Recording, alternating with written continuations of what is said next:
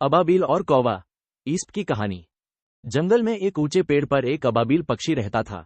उसके पंख रंग बिरंगे और सुंदर थे, जिस पर उसे बड़ा घमंड था। वह खुद को दुनिया का सबसे सुंदर पक्षी समझता था, इस कारण हमेशा दूसरों को नीचा दिखाने की कोशिश करता रहता था। एक दिन कहीं से एक काला कौवा आकर उस पेड़ की एक डाली पर बैठ गया, जहां अबाबिल रहता था। अबाबिल ने जैसे ही कौवे को देखा, तो अपनी नाक भान सिकोड़ते हुए कहने लगा, सुनो, तुम कितने बदसूरत हो, पूरे के पूरे काले। तुम्हारे किसी भी पंख में कोई रंग नहीं है। मुझे देखो, मेरे रंग बिरंगे पंखों को देखो, मैं कितना सुंदर हूं।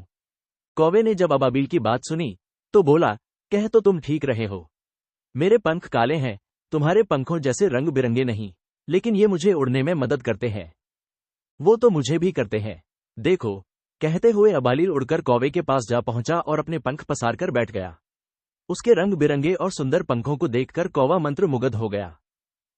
मान लो कि मेरे पंख तुमसे बेहतर हैं, अबाबिल बोला। वाकई तुम्हारे पंख दिखने में मेरे पंखों से कहीं अधिक सुंदर हैं। लेकिन मेरे पंख ज्यादा बेहतर है, क्योंकि ये हर मौसम में मेरे साथ रहते हैं और इनके कारण मौसम चाहे कैसा भी हो, मैं हमेशा उड़ पाता हूं।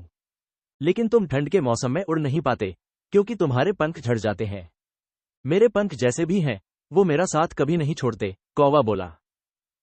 कौवे की बात सुनकर अबाबिल का घमंड चूर चूर हो गया। सीख। दोस्ती करें तो सीरत देखकर करें, न कि सूरत देखकर, क्योंकि अच्छी सीरत का दोस्त अच्छे बुरे हर वक्त पर आपके साथ रहेगा और आपका साथ देगा। वहीं मौका परस्त दोस्त अपना मतलब साधकर बुरे वक्त में आपको छोड़कर चला जाएगा। अंगूर खट्टे हैं। एक लोमड़ी थी, जो अंगूर खाने की बहुत शौकीन थी। एक बार वह अंगूरों के बाग से गुजर रही थी। चारों ओर स्वादिष्ट अंगूरों के गुच्छे लटक रहे थे, मगर वे सभी लोमड़ी की पहुंच से बाहर थे। अंगूरों को देखकर लोमड़ी के मुंह में बार बार पानी भर आता था। वह सोचने लगी, वाह, कितने सुंदर और मीठे अंगूर हैं, काश मैं इन्हें खा सकती।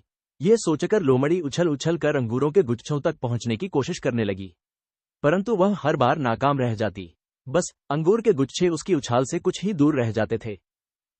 अंत में बेचारी लोमड़ी उछल उछल कर थक गई और अपने घर की ओर चल दी। जाते जाते उसने सोचा, ये अंगूर खट्टे हैं, इन्हें पाने के लिए अपना समय नष्ट करना ठीक नहीं। निष्कर्ष। जब कोई मूर्ख किसी वस्तु को प्राप्त नहीं कर पाता तो वह उसे तुच्छ दृष्टि से देखने लगता है। आलसी गधा। पुराने समय की बात है। एक नगर में नमक का एक व्यापारी रहा करता था। व्यापारी ने अपने व्यापार से जुड़े काम के लिए एक गधा पाल रखा था। वह रोज सुबह अपने गधे पर नमक की बोरियां व अन्य सामान लादकर पास के कस्बे में बेचने जाया करता था। उसके घर और कस्बे के बीच एक छोटी सी नदी पड़ती थी। दोनों रोज उस नदी को हेल कर कस्बे में जाया करते थे। एक दिन नदी पार करते समय गधा अचानक फिसलकर पानी में गिर पड़ा। इससे गधे की पीठ पर लदा हुआ ढेर सारा नमक पानी में घुलकर बह गया। व्यापारी ने गधे को जैसे तैसे बाहर निकाला।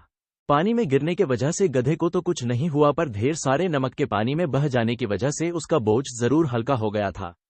बोझ हल्का होते ही गधा बहुत खुश हुआ। अब तो गधे ने सोचा कि रोज ऐसे ही किया करूंगा। दूसरे दिन व्यापारी फिर गधे पर नमक की बोरियां लादकर बेचने निकला।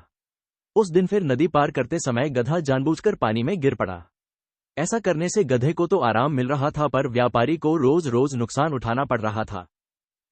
तीसरे दिन फिर गधे ने फिर वैसा ही किया, पर इस बार व्यापारी ने साफ साफ देखा था कि गधा जानबूझकर पानी में गिरा था। उसे गधे पर बहुत गुस्सा आया।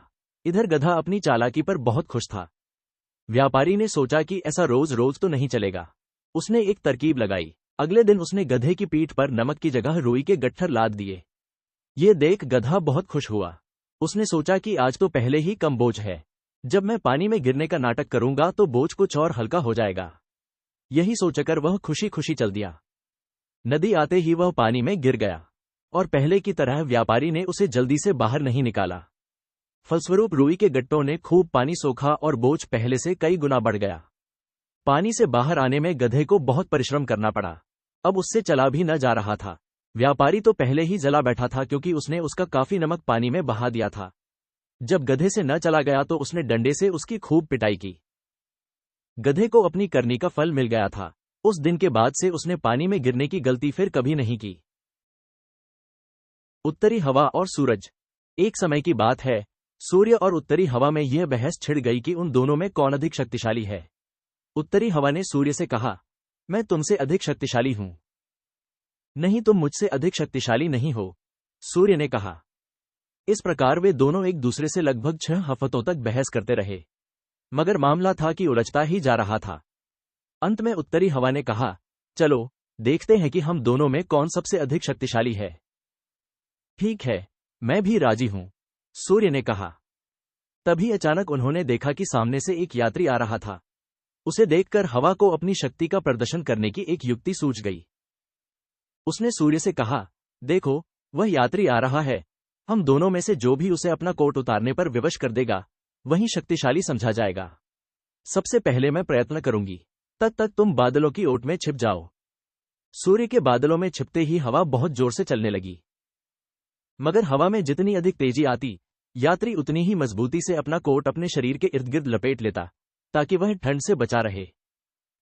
हवा बहुत देर तक बहुत तेजी से चलती रही और अंत में थककर शांत हो गई। वह उस यात्री का कोट उतारने में किसी भी प्रकार सफल न हो सकी। उसे हार थककर शांत होते सूर्य ने कहा, अब मेरी बारी है। तब हवा एकदम बंद हो गई और सूर्य बादलों से बाहर निकलकर तेजी से चमकने लगा। ओह, कितनी गर्मी हो गई है, यात्री ने कहा, कोट उतारना ही पड़ेगा। यात्री ने इस प्रकार गर्मी से परेशान होकर कोट उतारा फेंका। ये देखकर हवा ने खामोशी से अपनी पराजय स्वीकार कर ली और सूर्य को नमस्कार करके आगे बढ़ गई। शिक्षा, अपनी ताकत और योग्यता पर कभी घमंड न करो। एंड्रोक्लीस और शेर। ईस्प की। एंड्रोक्लीस नामक एक व्यक्ति रोम के सम्राट का गुलाम था। एक दिन वह स्वयं पर होने वाले जुल्मों से तंग आकर महल से भाग गया और जंगल में जाकर छुप गया। जंगल में उसका सामना एक शेर से हुआ, जो घायल अवस्था में था और बार बार अपना पंजा उठा रहा था। पहले तो एंड्रोक्लीस डरा, लेकिन फिर सहृदयता दिखाते हुए वह शेर के पास गया। शेर के पंजे में कांटा चुभा हुआ था। उसने कांटा निकाला और कुछ दिनों तक घायल शेर की देखभाल की। एंड्रोक्लीस की देखभाल से शेर ठीक हो गया। आभार में वह एंड्रोक्लीस का हाथ चाटने लगा, फिर चुपचाप अपनी गुफा में चला गया। इधर सम्राट के सैनिक एंड्रोक्लीस को ढूंढ रहे थे। आखिर एक दिन वह पकड़ा गया। उसे सम्राट के सामने पेश किया गया। सम्राट बहुत नाराज था। उसने एंड्रोक्लीस को भूखे शेर के सामने फेंक देने का आदेश दिया। जिस दिन एंड्रोक्लीस को शेर के सामने फेंका जाना था, उस दिन एक मैदान में रोम की सारी जनता इकट्ठा हुई। सबके सामने एंड्रोक्लीस को भूखे शेर के पिंजरे में फेंक दिया गया। एंड्रोक्लीस डरा हुआ था। उसे मौत सामने दिख रही थी। वह ईश्वर को याद करने लगा। शेर एंड्रोक्लीस की ओर बढ़ा। एंड्रोक्लीस पसीने पसीने हो गया। शेर एंड्रोक्लीस के पास आया।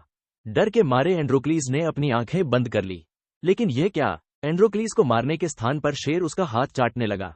सम्राट हैरान था। सारी जनता हैरान थी और एंड्रोक्लीस भी।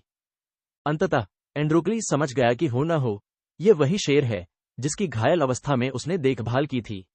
वह एंड्रोक्लीस को पहचान गया था। वह भी शेर को पुचकारने लगा और उसकी पीठ पर हाथ फेरने लगा। ये देख सम्राट ने सैनिकों को एंड्रोक्लीस को पिंजरे से बाहर निकालने का आदेश दिया। उसने एंड्रोक्लीस से पूछा, तुमने ऐसा क्या किया कि शेर तुम्हें मारने के स्थान पर तुम्हारा हाथ चाटने लगा? एंड्रोक्लीस ने उसे जंगल की घटना सुना दी और बोला, महाराज, जब शेर घायल था, तब मैंने कुछ दिनों तक ही इसकी देखभाल की थी। इस उपकार के कारण इसने मुझे नहीं मारा, लेकिन आपकी सेवा तो मैंने बरसों की है। इसके बावजूद आप मेरी जान ले रहे हैं। सम्राट का दिल पसीज गया। उसने एंड्रोक्लीस को आजाद कर दिया और शेर को भी जंगल में छुड़वा दिया। सीख, सबके प्रति सहृदयता का भाव रखो, फिर चाहे वो मनुष्य हो या पशु। जो आप पर उपकार करें, उसके प्रति सदा कृतज्ञ रहो।